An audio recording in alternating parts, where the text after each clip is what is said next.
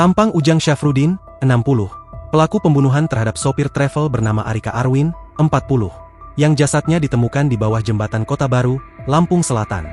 Ujang akhirnya tertangkap setelah sempat buron selama sepekan. Bahkan, video detik-detik penangkapan Ujang yang dilakukan tim gabungan dari Polda Lampung, Polresta Bandar Lampung dan Polsek Jati Agung, sempat viral di media sosial. Diketahui, Ujang Syafruddin diduga pelaku pembunuhan sopir travel, Arika Arwin, yang jenazahnya ditemukan di bawah jembatan Kota Baru, Jati Agung, Lampung Selatan pada Minggu, 29 Juni 2025. Ujang Syafruddin yang merupakan warga Jalan Urip Sumoharjo, Gang Kemuning Kelurahan Surabaya, Kecamatan Kedaton, Kota Bandar Lampung, itu mengungkap alasannya melakukan pembunuhan terhadap Arika. Pernyataan itu disampaikan Ujang ketika dihadirkan dalam press release di Polsek Jati Agung, Polres Lampung Selatan, Polda Lampung, Sabtu, 5 Juli 2025. Ujang mengungkap, membunuh Arika dengan menggunakan tali tambang yang ada di mobil korban.